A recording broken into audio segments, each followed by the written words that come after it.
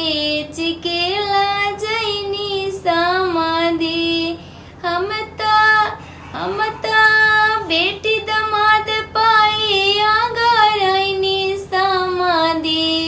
हम ता बेटी दमाद पाई आगरैनी समाधि।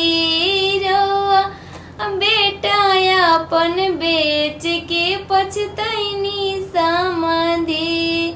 रउआ बेटा अपन बेच के